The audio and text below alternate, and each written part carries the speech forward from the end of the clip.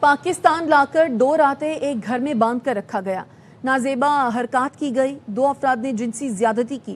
لاہور میں مبینہ اغوا اور زیادتی کیس میں متاثرہ خاتون آسٹریٹ گیبریل نے مجسٹریٹ کے روبرو 164 کا بیان قلم بند کروا دیا۔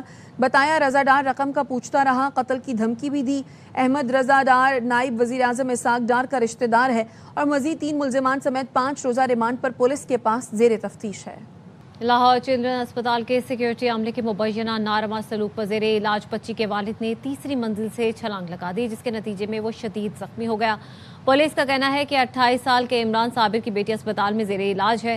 ابتدائی اطلاعات کے مطابق سیکیورٹی گارڈز نے اسے وارڈ سے باہر جانے کا کہا، جس پر مبینہ طور پر دل برداشتہ ہو کر تیسری منزل سے چھلانگ لگا دی، جس کے نتیجے میں عمران صابر کی ٹانگیں فریکچر ہو گئیں۔ فوری طور پر جنرل اسپتال منتقل کیا گیا، جہاں وہ سرجیکل ایمرجنسی وارڈ میں زیر علاج ہے۔ وزیر اعظم شہباز شریف سے ترکی کے نمایاں کاروباری گروپوں نے ملاقاتیں کی۔ اقتصادی تعاون سمیت ترکی کے سرمایہ کاروں کو راغب کرنے کے عزم کا اعادہ کیا گیا۔ وزیر اعظم سے چالک ہولڈنگ کے chairman Ahmet Calik, Albayrak group کے بورڈ چیئرمین احمد البیرک اور union of the chamber and commodity exchanger of ترکی کے صدر نے ملاقات کی۔ وزیر اعظم نے ترک کمپنیوں کو توانائی، کانکنی، معدنیات، infrastructure, maritime, logistics, I T, telecom, manufacturing, زراعت اور نجکاری میں سرمایہ کاری کی دعوت دی۔ کہا SIFC متعلقہ حکام کے ساتھ قریبی تعاون سے کام کر رہی ہے۔ اسٹریٹجک سرمایہ کاروں کو 1 ونڈو سہولت اور ادارہ جاتی معاونت فراہم کی جا رہی ہے۔ وزیر اعظم نے سرمایہ کار دوست پالیسی فریم ورک سے آگاہ کیا، برادرانہ تعلقات کو مضبوط اقتصادی اور سرمایہ کاری شراکت داری میں تبدیل کرنے پر زور دیا۔ ایران کے شہید سپریم لیڈر آیت اللہ سید علی خامنائی کی الوداعی رسومات۔ تہران میں گرینڈ مصلی امام کے دروازے عوام کے لیے کھول دیے گئے۔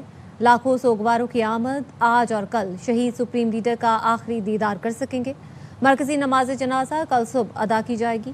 تدفین 9 جولائی کو مشہد میں ہوگی۔ ایران کے سپریم لیڈر کی شہادت کا واقعہ کیسے پیش آیا، رہبر معظم کے کمپلیکس پر کب اور کتنے حملے ہوئے، اس حوالے سے کچھ تفصیلات جانتے ہیں تہران میں موجود اینکر پرسن وسیم بادامی سے، جنہوں نے ARY نیوز کے نمائندے سے گفتگو کی ہے۔ آپ کو بھی سنواتے ہیں۔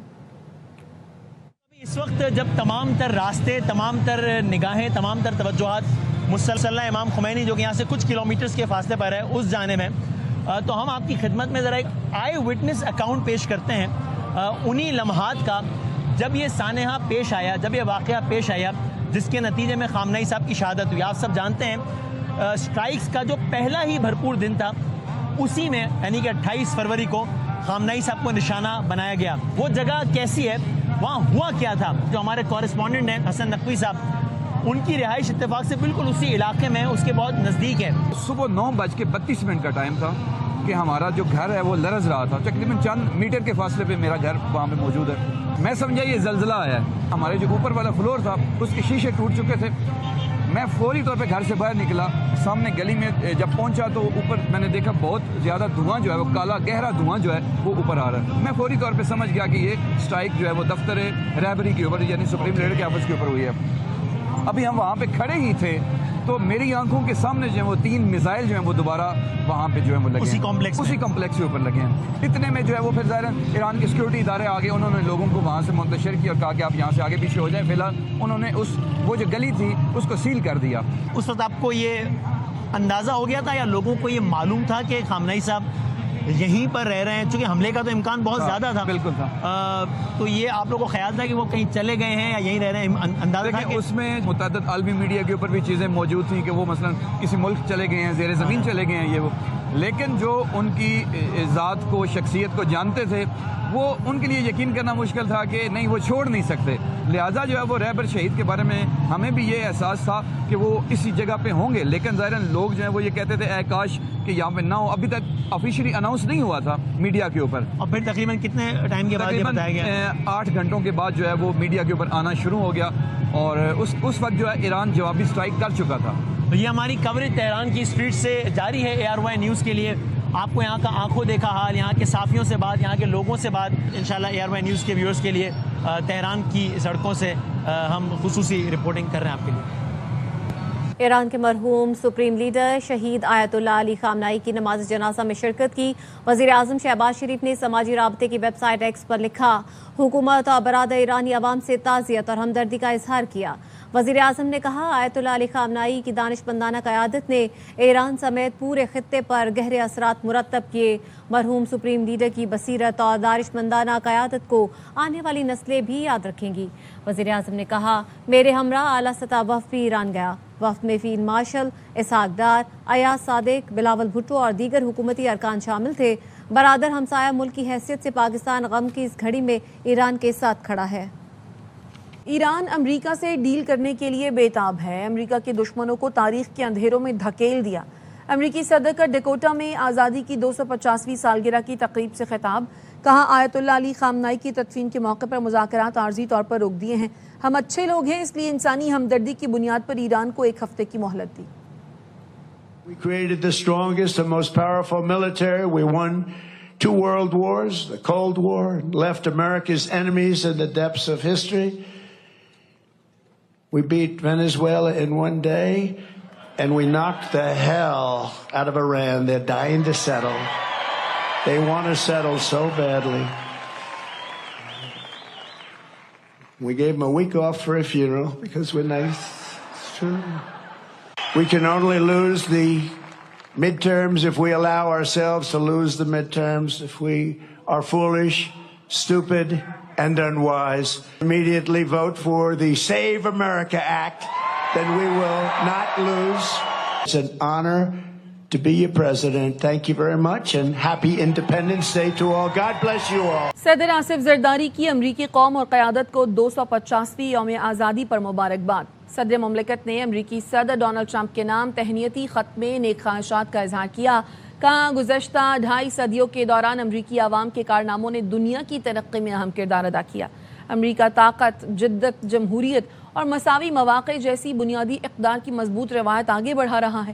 پاک امریکہ دیرینہ تعلقات، باہمی احترام، مشترکہ مفادات اور امن و خوشحالی کے عزم پر استوار ہیں.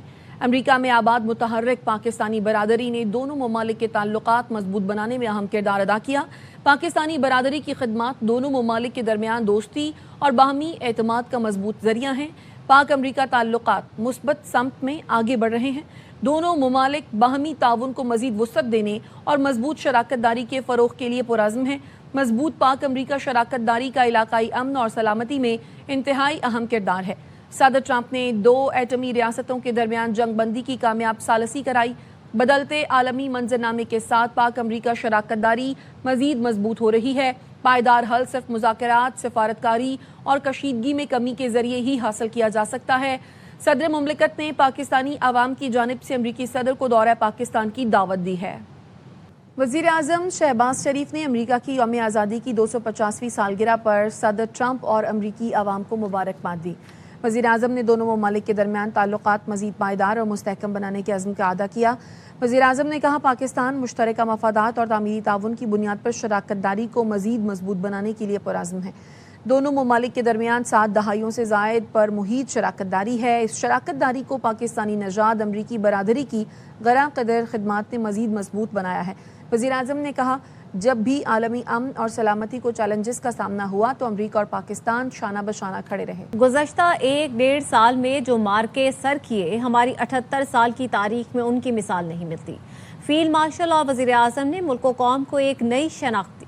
وزیر دفاع خواجہ آصف کہتے ہیں مارکہ حق میں 5 گنا بڑے دشمن کو دی گئی شکست تاریخ کی کتابوں میں سنہرا ترین باب بن گئی ہے. 1.5 سال کے اندر آپ نے اپنے جو مارکے سر کیے وہ 78 سال میں ہماری تاریخ میں ان کی کوئی مثال نہیں. ایک وہ مارکہ حق جو آپ نے اپنے 5 گنا بڑے دشمن کو شکست دی اور وہ تاریخ کی کتابوں میں میرے خیال ہے سنہرا ترین باب بن گئی. ایک ملک جو کل تک دہشت گردی کے نام سے دنیا میں پہچانا جاتا تھا وہ آج امن کے نام پہ پہچانا جا رہا ہے. ایک ایسی جنگ جو ہے وہ چھڑنے سے روکی گئی جو نہ صرف ہمارا ریجن جو ہے اس کو لپیٹ میں لے لیتی بلکہ خطے جو ہیں دوسرے جو ہے وہ اس جنگ کی لپیٹ میں آ سکتے. دنیا تباہی کا شکار ہو سکتی تھی. فیلڈ مارشل ناصر منیر نے، وزیر اعظم شہباز شریف نے جس طرح ایک نئی شناخت دی ملک و قوم کو، پہلے فتح کی صورت میں ہندوستان کے اوپر اور پھر امن کے محاذ کے اوپر تاریخی کارنامہ سر انجام دیا گیا، وہ آنے والی نسلوں کے لیے باعث فخر ہو.